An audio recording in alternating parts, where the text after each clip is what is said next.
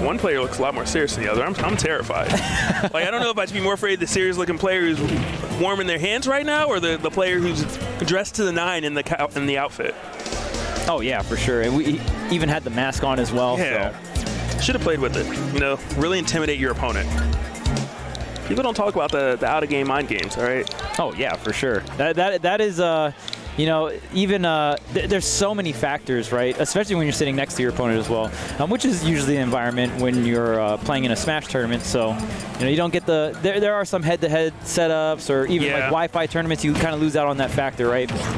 Absolutely. I remember in Brawl specifically, someone would say, yeah, after I down throw a Meta Knight, I look at my opponent's hands to see where they DI. Well, like, all right, that's crossing the limit a little bit, but at the same time, down throw with Snake and Brawl. You know, let me see where they go. When you can just, you know, react off of the enemy input there, but yeah, I feel like Ultimate is so fast-paced. It's like pretty hard to do that in general. I mean, don't let the snakes know, okay? they're watching this. Oh, really? This is one of the OG techs. Hit him with a little side glance. Look, I said Meta Knight intentionally, and you threw in the snakes. I hope you get tech chased your entire next stock. Yeah, and oh man, in Brawl you did not have you could re-grab after that, so it was pretty much a chain grab if you knew where they're going. But looks like we got Dark Samus versus Roy. Now, Samus is a character that has been buffed throughout some of these patches, not like the latest patch, or not to my understanding. Oh, Zelda was the one that got buffed last patch. But, you know, the up throw is a great KO option, a lot of great zoning tools. So we'll see what Moon can do here with the Dark Samus. Yep, and going up against Turrin, which, you know, Roy, known for that frame data and early kill power. Recovery can be a little lackluster, but so many players are terrified of actually challenging it that it doesn't come into play too much. Yeah, and you still got, like, decent mix with, like, are you going to do it early, are you going to do it late? Has a great hitbox covering it. Still very exploitable, but so for me, I always explain Roy. I think Roy is the best rushdown, quote-unquote, archetype in the game so far. It's just, we see Roy have so much success through so many different phases of the meta in this game. Yeah. You can't really stop a Roy. Really, that jab back air is one of the main reasons. So yeah, the ledge trapping is so powerful. Yeah, being able to cover normal getup and get that jab like inside of someone essentially, and you can convert into things like the back air, or even at like, you know, 50-60% into the forward smash, and just like really get so much consistency in your stock taking. Yeah, which, speaking of consistency, manages to do it right on cue. Coming out with that side B, taking the stock only 74% as well. Not a bad position to be in if you're Turrin.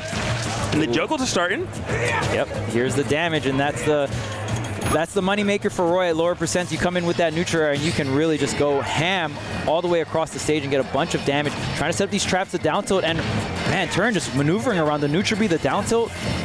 Yeah, it's weird because Turrin's movement it doesn't look super flashy, but it's really, really calculated. You can tell when the up Bs are coming in, sometimes to intercept Moon trying to kind of hit him. Whether it's the, I'm jumping all the way away because I don't want to deal with any of your shenanigans, just really intelligent movement coming in from Turrin. Oh, DI check.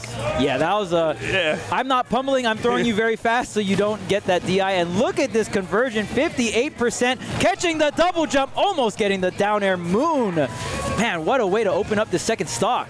Yeah, it was needed as well. One, it helps your confidence and the momentum, but just all the damage, you were trailing by so much, and now you're actually up by 0.3%, which is incredible. Yep, and now Moon trying to play this fade back game, trying to set up these missiles. You do not want this Roy to knock on that shield because it can be really tough for Samus. Samus does have the up B out of shield, but there is the side B. Doesn't get the sweet spot though. Moon is going to survive up and over. Do we tech? We do. Oh, unfortunate. Yeah, and I mean the tech wall jump there, Moon drifting a little far out.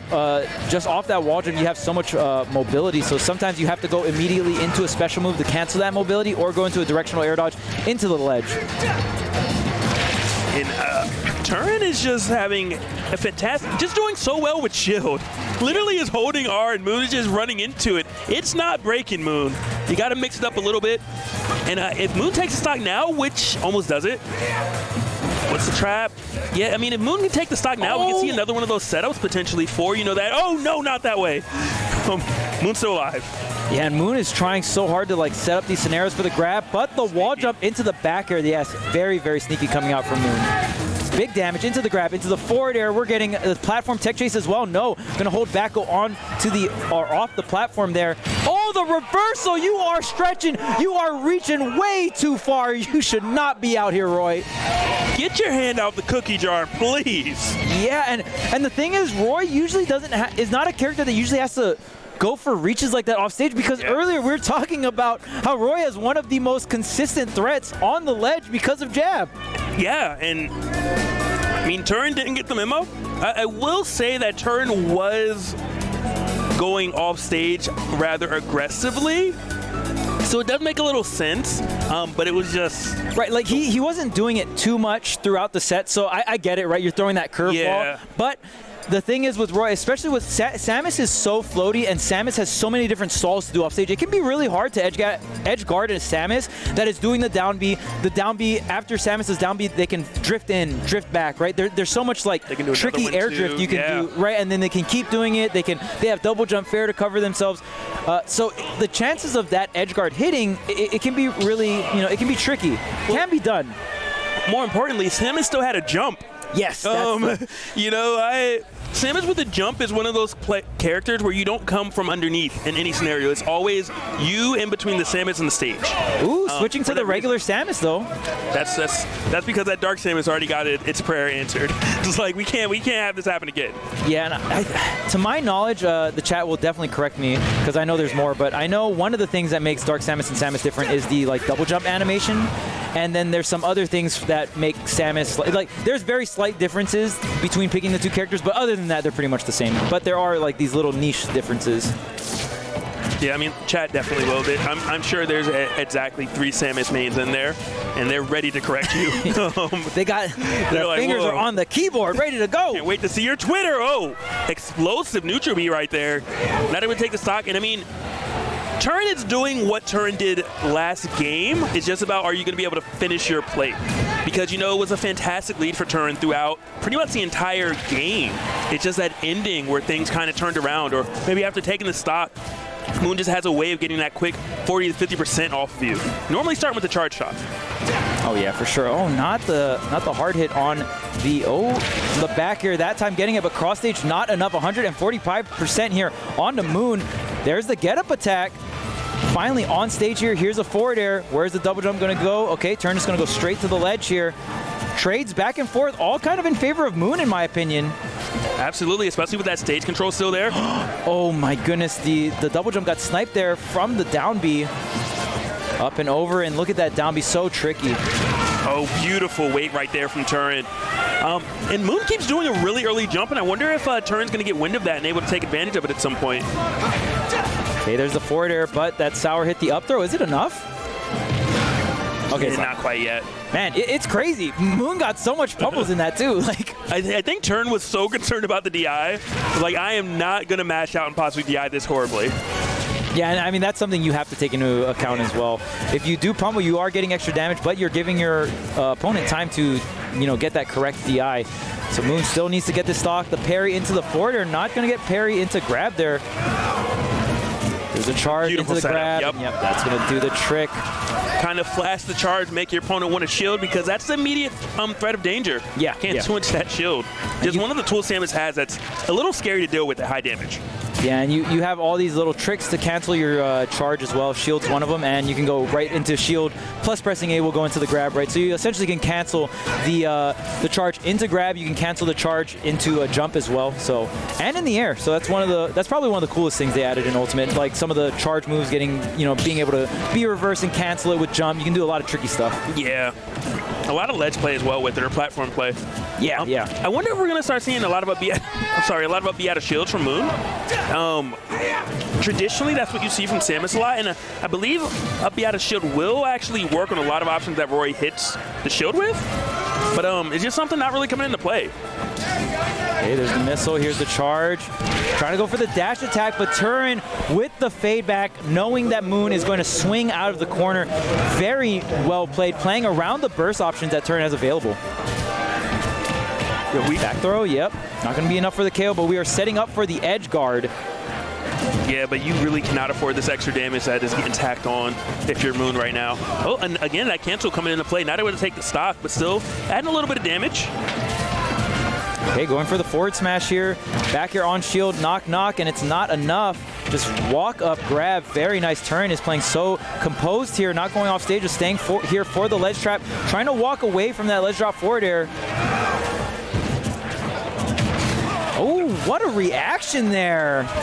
Moon seeing the cross-up roll and just going for the back air immediately from the charge shot. Very, very bold. Ooh, okay, jab. Working. That's always a good sign, right? Yeah, it is. He's like, oh, my jab works. All right, this is good. But we're down to a really similar scenario as last game. Turrin's up quite a bit. Don't go off stage. Don't you do it. Don't let it be you. All right. Not twice. Oh, but never mind. Moon will take you off stage. Yeah. And I really respect going for the bomb into down air there. Actually, there's a lot of options covered. Great recovery coming out from Turrin. There's the bomb to cover. Catches the roll. No! Yeah, grabbed the wrong way. Whoa, whoa, you're doing it. Did you? You didn't need the tag. That was weird. Wait. Okay. Turrin, man, this is so close. Samus with all this rage as well. Oh, my goodness. The get-up attack. That was so bold, yeah, but that's enough. I mean, speaking of bold, the get-up attack worked. The grab did not. Turrin narrowly taking that. Yeah, and I feel like Turrin was waiting for the ledge drop forward air, but it's so weird that the get-up attack ended up working. I wonder if it was a shield poke. You know, Samus does sweep the legs pretty low there, but nonetheless, Turrin able to close out that game number 2. So now we are in a game 3 situation. No offstage reaching that time, and yeah, Turrin is able to bring it to a game 3. I wonder what stage we're going to. It looks like Final Destination and Northern Cave are the bans here. Yeah, for Samus, I hear Pokemon music. Well, are we getting PS2? Because we have no Kalos here. That's true. Northern Cave is the replacement for Kalos. Same, almost the same platform layout. I know there is some slight differences, but it looks like the Dark Samus is coming out instead. That was the equalizer. Believe it or not, I actually think the normal Samus was playing better. Not quite sure why, but still got that grab. Up B. Did we take it? Oh my gosh. You just got hit with the classic right there. Up air, up B. We got the Mario, the ladder still coming through, and the original Rufio. Yeah. What? And not again! Oh my goodness. Moon, why didn't you just do this in game 2, man? What are we waiting for? I didn't know your Dark Samus was that much better than your Samus. Damn.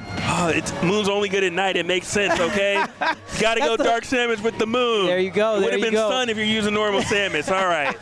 We're getting it together. I know what version of Pokemon you played.